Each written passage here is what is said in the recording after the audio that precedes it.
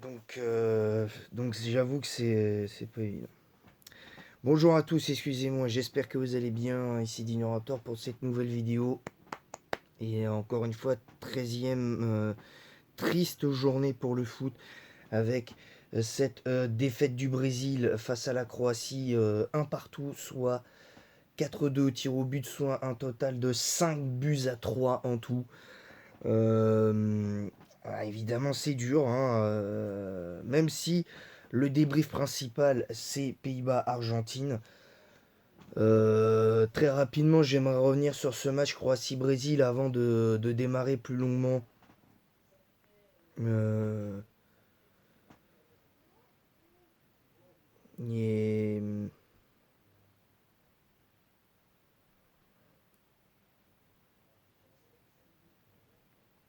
et,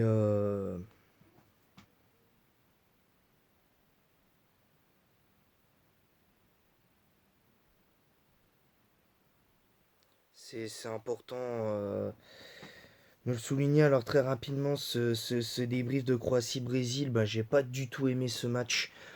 Les Croates n'ont rien proposé, les Brésiliens,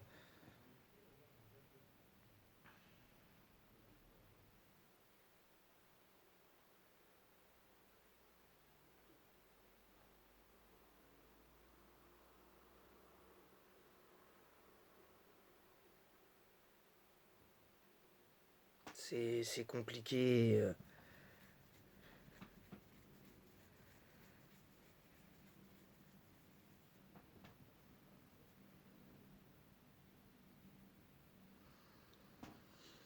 Après, ça dépend. Moi personnellement, même si les 30 dernières minutes du match, c'est-à-dire les prolongations, ont été plutôt bonnes des deux côtés, ça mettait plus d'impact.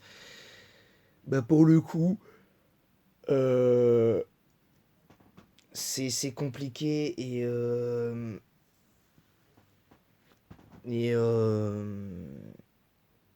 maintenant, maintenant c'est comme ça. Qu'est-ce que vous voulez que je vous dise?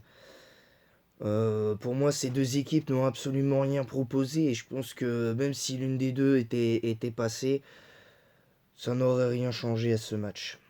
Ça n'aurait rien changé à l'issue des demi-finales parce que là maintenant, les demi-finales, la première demi-finale va donc opposer l'Argentine de Lionel Messi à la Croatie de Luka Modric, donc un duel Messi-Luka Modric pour les demi-finales. Donc en toute logique, j'espère qu'on n'aura pas les prolongations. Parce que je pense que les Croates vont tout faire pour contenir le plus possible Messi. Et, et aller chercher une séance de tir au but, je pense. Parce que... Alors si je baille, vous faites pas attention parce que les deux matchs que j'ai regardés hier sont allés au tir au but et très franchement, c'est compliqué. C'est compliqué. Maintenant, pour conclure sur ce Croatie-Brésil, moi personnellement, j'attendais beaucoup mieux de ce match et j'ai été déçu. J'ai été déçu et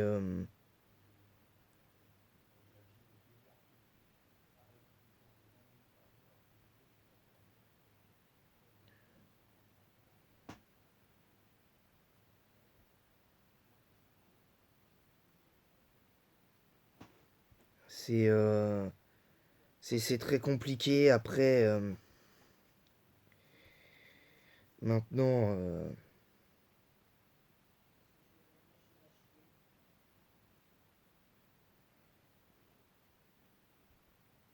c'est très compliqué. Voilà, moi, franchement, pour moi, là, ce que j'ai vu dans ce match Croatie-Brésil, pour moi, était vraiment, vraiment pas fou. Et très sincèrement, bien que j'ai aimé le match Pays-Bas-Argentine, l'Argentine n'a pas proposé grand-chose non plus, quoi. L'Argentine n'a pas proposé grand-chose non plus.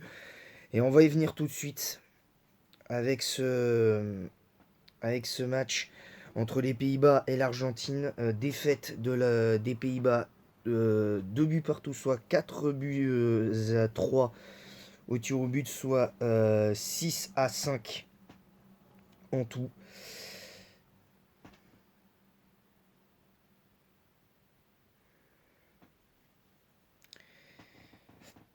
Alors évidemment, on va pas s'attarder sur cette chose. Moi personnellement, j'ai pas reconnu les Pays-Bas. Alors je dis pas que j'avais envie que les Pays-Bas passent, mais je m'attendais à ce que les Pays-Bas résistent un peu plus longtemps à l'Argentine. Et finalement, l'Argentine a rapidement mené 2-0 et,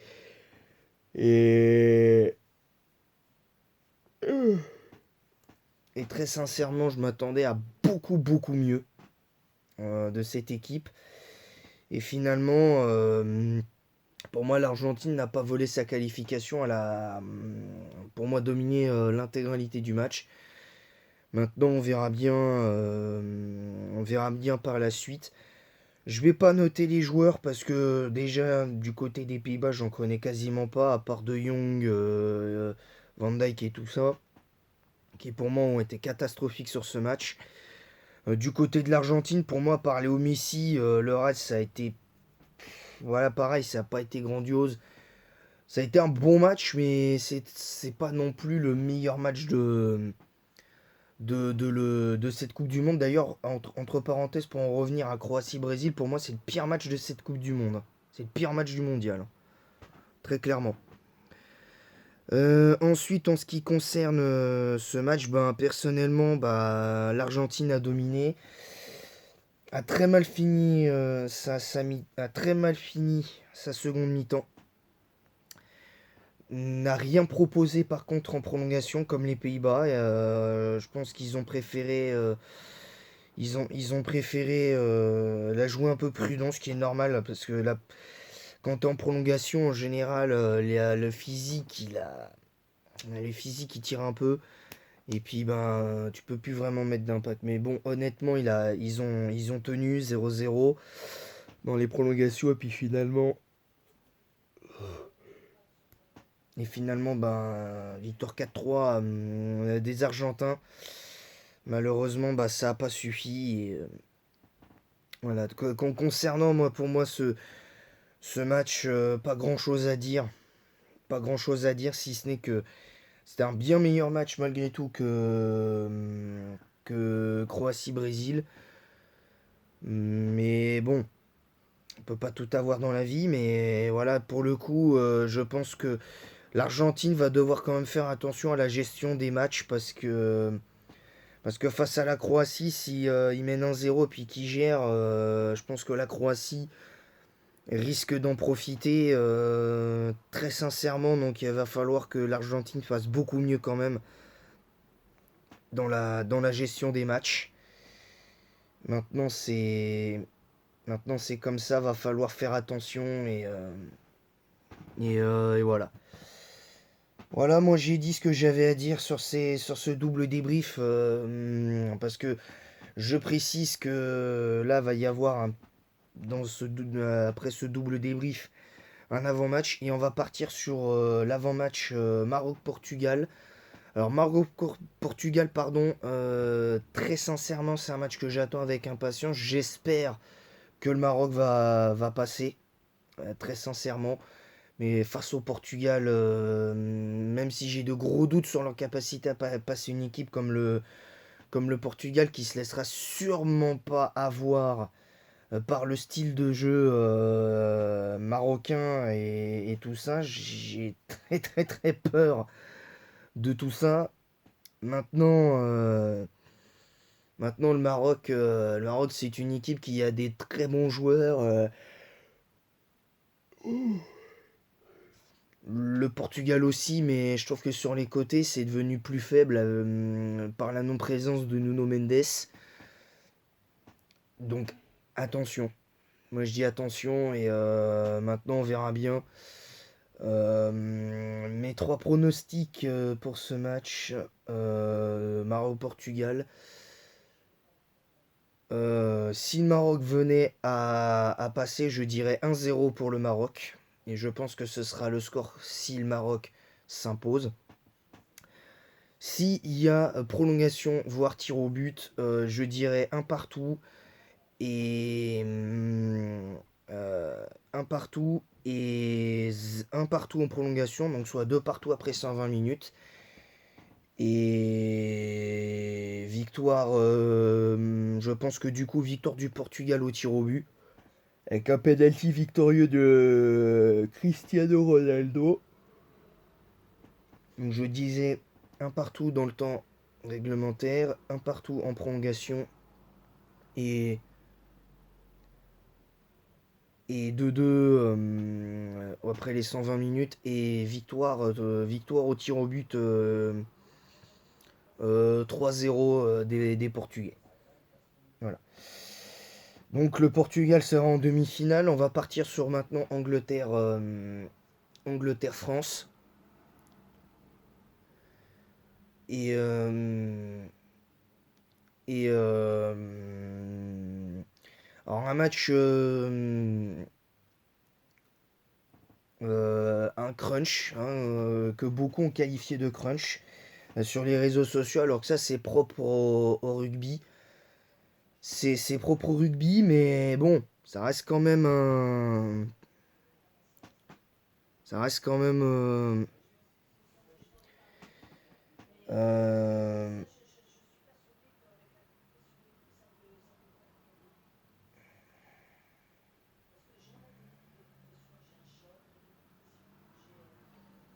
donc je me dis que par rapport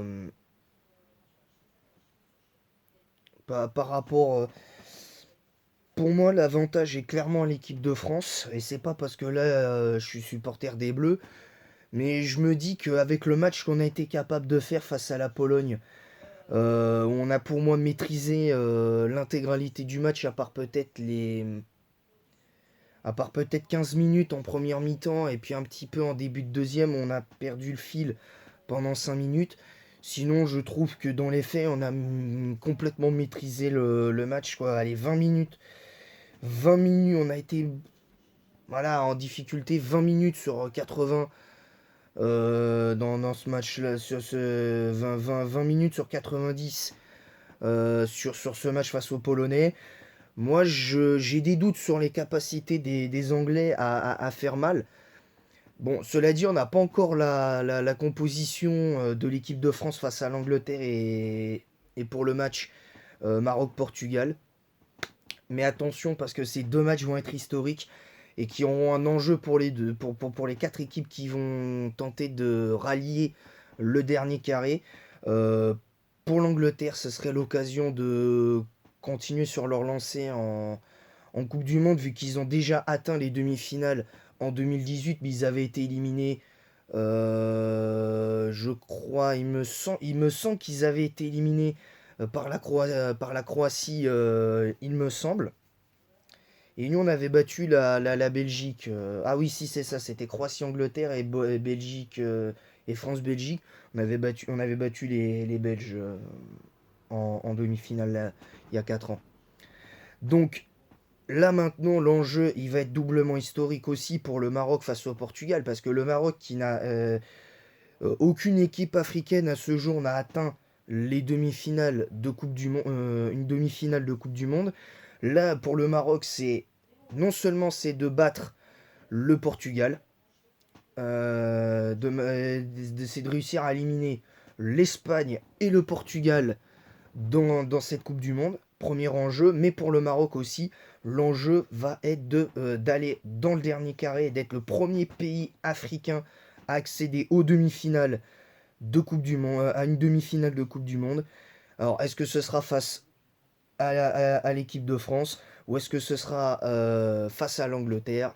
On n'en sait rien. J'espère que ce sera l'équipe de France. Parce que je dois avouer que je serais curieux d'avoir une demi-finale France-Maroc, très sincèrement. Mais attention parce que moi, même si pour le coup, avec le recul, je me rends compte qu'une Coupe du Monde réussie, c'est pas demi-finale, mais finale de manière tranquille. Alors de la gagner ou pas, c'est bien de gagner la compète, mais quand tu arrives en finale, c'est sûr, c'est beaucoup mieux. Pour moi, c'est finale, très clairement. Je commence petit à petit à comprendre ça, mais attention quand même. Attention quand même. Alors évidemment, pour l'enjeu de ce match Angleterre-France, ben pour moi l'enjeu il est vraiment... Pour moi l'Angleterre joue plus gros que les Français techniquement, parce que les Français sont certes tenants du titre, mais c'est pas non plus... comment j'allais dire? C'est pas non plus une obligation, techniquement. Autant face à la Pologne, pour moi c'était une obligation de passer après le match très moyen face à la Tunisie. Qui pour moi aurait dû être un match nul, mais bon, on va pas revenir dessus.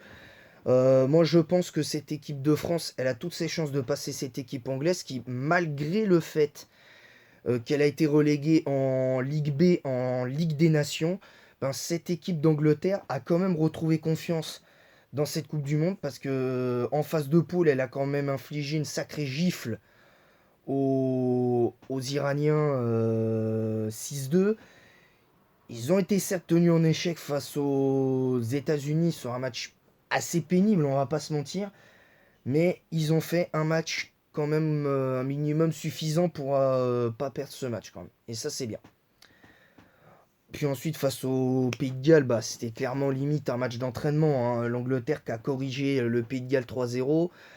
Voilà, puis après, bon, évidemment, ils corrigent le Sénégal 3-0 dans cette Coupe du Monde. Donc, ils ont retrouvé un petit peu cette confiance qu'ils avaient dans leur jeu, qu'ils n'avaient pas pour moi à l'Euro, et enfin, qu'ils avaient un petit peu en partie perdu à l'Euro. Au dernier Euro, ils avaient perdu leur confiance. On peut quand même comprendre leur frustration, mais ne pas porter la médaille après la finale, je trouve ça un petit peu gratuit et un peu dommage. Maintenant, en tout cas, pour en revenir à ce match, là, on va repartir sur le présent. C'est ce match Angleterre-France et Maroc-Portugal. Deux affiches de rêve. Deux affiches de rêve pour ces quarts de finale, pour les deux derniers quarts de finale. Maroc-Portugal à 16h et enfin Angleterre-France. Si j'ai assez de batterie, ben, je vous ferai la vidéo, je vous ferai le débrief de Maroc-Portugal. Et sinon, bah évidemment, par contre, le lendemain, Angleterre-France. Voilà. Très, très, très sincèrement. Voilà, sur ce, c'est tout pour moi. Si je devais désigner le pourcentage de chance de passer des équipes, là par contre, pour Maroc-Portugal, qui donc débutera en premier, je dirais 54-46 pour le Portugal. Et pour l'équipe de France, ben, moi je dirais 57-43 pour les Bleus. Mais attention à ne pas se voir plus fort que l'on est. Parce que certes, on a battu la Pologne en huitième de finale. Mais j'aimerais qu'on mette un petit peu de prudence là-dessus. Qu'on essaye de pas se surestimer. Je ne veux pas qu'on se surestime. Et je veux pas qu'on sous-estime l'Angleterre. Parce que si elle est en quart de finale, ce n'est pas pour rien. Et attention aussi, et d'ailleurs j'aimerais passer un message aux supporters portugais et marocains. Pour les supporters marocains, ne sous-estimez pas le Portugal, qui certes n'est pas en confiance, mais faites attention à vous sur le terrain. Et le Portugal c'est pareil, parce que vous avez corrigé certes, vous avez corrigé la Suisse 6 buts à 1, mais ce n'était que la Suisse. Là, c'est un test pour vous, donc ne sous-estimez pas le Portugal et jouez avec vos forces les deux. C'est tout ce que je demande. C'est un super match tout à l'heure avec les forces et les faiblesses. Je demande ça, voilà, très clairement. C'est tout ce que je demande. Pareil pour Angleterre-France, ne vous surestimez pas tous les deux. Jouez crânement votre chance et ouais, c'est tout ce que je demande. Et après, même s'il y a des fêtes pour certains, bah, au moins qu'on soit fiers de nos équipes, de nos équipes nationales, de notre équipe nationale. C'est tout ce que je vous demande. Voilà, sur ce, je vous laisse et en attendant, je vous retrouverai peut-être pour le débrief de Maroc-Portugal. Et en attendant la prochaine, je vous dis à bientôt et allez les Bleus.